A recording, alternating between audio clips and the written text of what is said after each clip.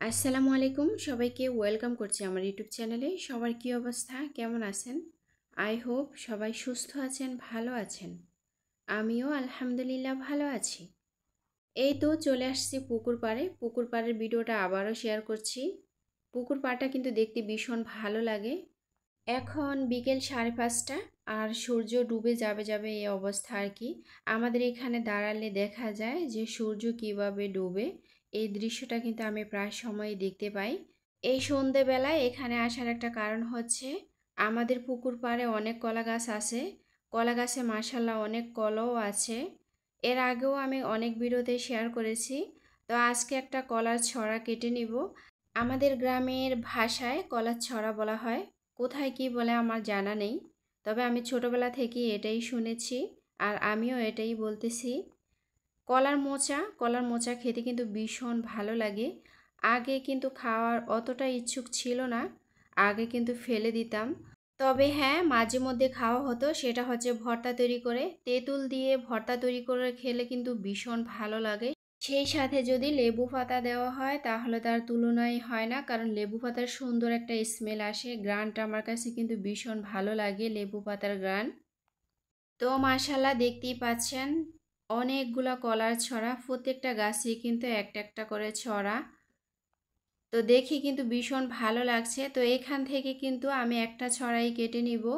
এখন মূলত যে ছড়াটা দেখতে পাচ্ছেন এটাই কিন্তু কেটে নিব, কারণ এটা পরিপূর্ণ হয়েছে, খাওয়ার উপযোগী হয়েছে। আমাদের গ্রামের বাসায় এটাকে বাতি বলা হয়। তো বাতি হয়েছে আর কি। আর বাকিগুলা কিন্তু এখন আর কাটবো না, রেখে দিব। একটা খাওয়া হলে তারপর আরেকটা কাটবো, এরকম পরপর করে কাটবো। আর এখন যেহেতু গরমকাল, গরমকালে কিন্তু কলার প্রচুর চাহিদা, যেমন দাম তেমনি অনেক চাহিদা। রমজান মাসেও কিন্তু কলার প্রচুর চাহিদা। তা আলহামদুলিল্লাহ রমজান মাসে আমাদের গাছ থেকে আমরা অনেক কলা খেতে পেরেছি। আর গ্রামের বাড়িতে কিন্তু কলা গাছটা খুবই কমন। সবার বাড়িতেই কিন্তু কম বেশি কলা গাছ থাকে। বাড়ি শুরু করার আগেই কিন্তু কলা গাছ রোপণ করে।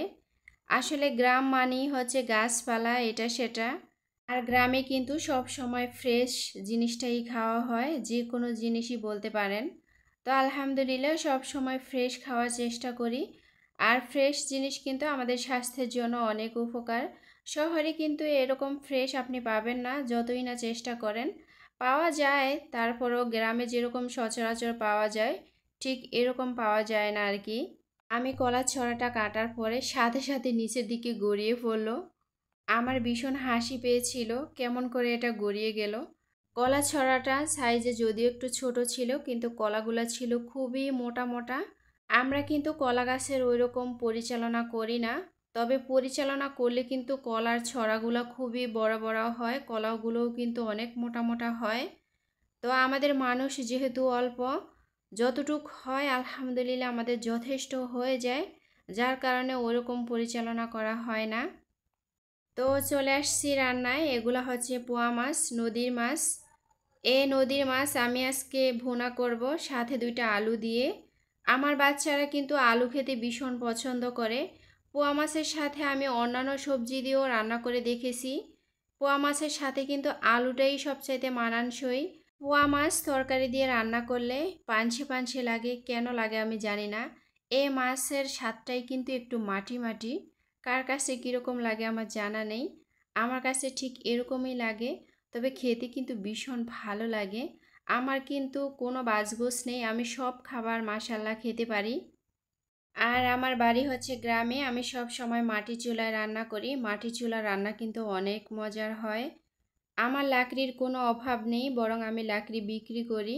তো এত লাকড়ি আছে যার কারণে খুব মায়া হয়। তো মাঝে মাঝে কিন্তু গ্যাসও রান্না করি। তো অধিকাংশ ক্ষেত্রেই কিন্তু চুলাতেই রান্না করা হয়, যেহেতু খড়ি আছে লাকড়ি আছে কোনো অসুবিধে নেই। আর লাকড়ির রান্নাটা কিন্তু সবচাইতে মজা হয় গ্যাসের তুলনায়। তো আমার রান্নাটা কিন্তু মাশাল্লাহ হয়ে গেছে, আমি একটু ঝোল বেশি রেখেছি। আসলে কি আমার কিন্তু ঝোল খেতেই বেশি পছন্দ তরকারির চাইতে। আর যেহেতু আলু দিয়ে ভুনা করেছি, এই রান্নাটাতে কিন্তু আমি একটা ফাঁকি ব্যবহার করেছি, সেটা হলো চাল ভাজা, বেরেস্তা, ধনিয়া, তারপর জিরা।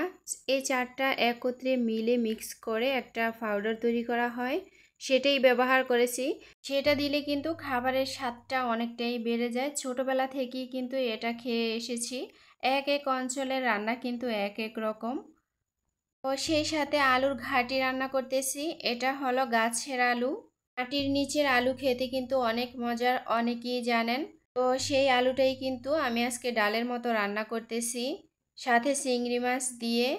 আর আমি আলুটাকে একটু সিদ্ধ করে তারপর ব্লেন্ড করে নিয়েছি, যেহেতু আমার কোনো ঝামেলা না হয়। তো এই রান্নাটা কিন্তু খেতে অনেক মজার। যারা কখনো খান নাই তারা একবার ট্রাই করে দেখতে পারেন। অনেকে তো এটা মাছ দিয়ে রান্না করে, মাংস দিয়ে রান্না করে।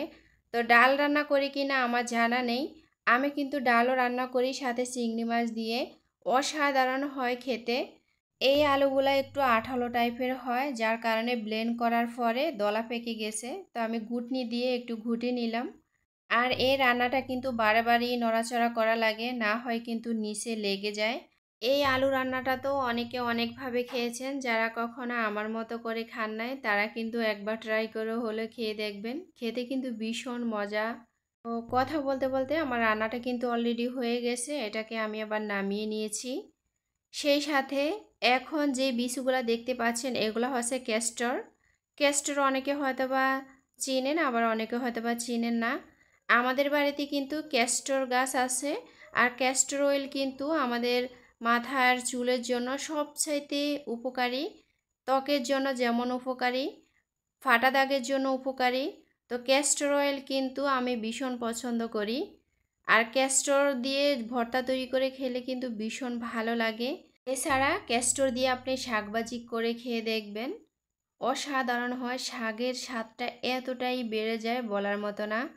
উপরের খোসাটা ফেলে দিয়ে ভিতরে যে সাদা অংশটা থাকে এটা একটু থেতো করে তারপর শাকের ভিতরে দিয়ে রান্না করলে কিন্তু ভীষণ মজার হয়।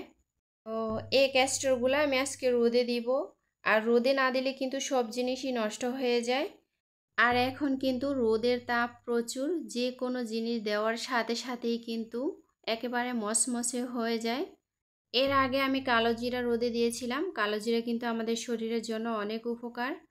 তো আজকের মতো এখান থেকে বিদায় নিতেছি। সবাই ভালো থাকবেন। আসসালামু আলাইকুম। আল্লাহ হাফেজ।